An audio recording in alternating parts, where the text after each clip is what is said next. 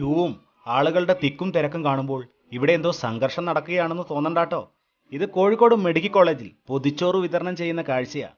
ഇവിടെ അഡ്മിറ്റ് ആകുന്ന ആളുകൾക്കും കൂടെ നിൽക്കുന്നവർക്കും ഒരു നേരത്തെ ആഹാരം ഹൃദയപൂർവ്വം എന്ന നാമധേയത്തിൽ ഡിവൈഎഫ്ഐ വിതരണം ചെയ്യുന്നത് ഇവിടെ വരുന്നവർക്ക് വലിയ ഒരു ആശ്വാസം തന്നെയാണ്.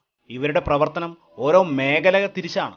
എന്നും രാവിലെ ഓരോ വീടുകളും കയറി പൊതിച്ചോറുകൾ ശേഖരിച്ച് കൃത്യം 12 മണിയാകുമ്പോഴേക്കും ഇവർ മെഡിക്കൽ കോളേജ് കോമ്പൗണ്ടിൽ എത്തിച്ചേരും. 20ഓ 30ഓ പൊതിച്ചോറുകളല്ലാട്ടോ, 4000-ലധികം പൊതിച്ചോറുകളാണ് ഒരു ദിവസം ഈ ഡിവൈഎഫിന്റെ ചുള്ളന്മാരും ചുള്ളികളും ഇവിടെ വിതരണം ചെയ്യുന്നത്.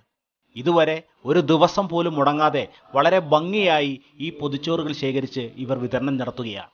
ജീവിക്കാനായി ആളുകൾ പെടാപ്പാട് പെടുമ്പോൾ അസുഖങ്ങൾ ബാധിച്ച് ഈ മെഡിക്കൽ കോളേജിൽ എത്തുന്ന ആളുകൾക്ക് ഒരു നേരത്തെ ഭക്ഷണം വിതരണം ചെയ്യുന്ന ഈ ഒരു പ്രവർത്തനം വളരെ അഭിനന്ദിക്കേണ്ട ഒന്ന് തന്നെയാണ്. ഭക്ഷണം എന്ന് പറയുമ്പോൾ നല്ല ഒന്നാം തരം ഭക്ഷണമാണ് കേട്ടോ. ചികിത്സയ്ക്കായി ബുദ്ധിമുട്ടുന്ന ആളുകൾക്ക് ഒരു നേരത്തെ ഭക്ഷണം കിട്ടുക എന്ന് പറയുന്നത് അത് വലിയൊരു കാര്യം തന്നെയാണ്. ഇവിടെ വരുന്ന ആളുകളുടെ അറിവിലേക്ക് എപ്പോഴാണ് ഇവിടെ ചോറുകൾ വിതരണം ചെയ്യുന്നത്, എപ്പോഴാണ് ഈ പ്രവർത്തനം ആരംഭിക്കുന്നത്, എത്ര സമയം വരെ ഇത് ഉണ്ടാകും എന്നുള്ളതെല്ലാം നമുക്കവിടെയുള്ള ഒരു മേഖലാ കമ്മിറ്റി അംഗം കൂടിയായിട്ടുള്ള നേതാവിനോട് നമുക്കൊന്ന് ചോദിച്ചു നോക്കാം. എല്ലാവർക്കും നമസ്കാരം. എൻ്റെ പേര് ഷിബിൽ എന്നാണ്. ഞാൻ ടൗൺ ബ്ലോക്ക് കമ്മിറ്റി മെമ്പറും വെളിമാടുകുന്ന് മേഖലാ കമ്മിറ്റി പ്രസിഡന്റും കൂടിയാണ്. ഇപ്പോൾ ഡിവൈഎഫ്ഐ ഹൃദയപൂർവ്വം എന്ന് പറഞ്ഞൊരു പൊതിച്ചോറ് പദ്ധതി ആരംഭിച്ചിട്ട് ഇപ്പോൾ 1 വർഷം പിന്നീടാണ്.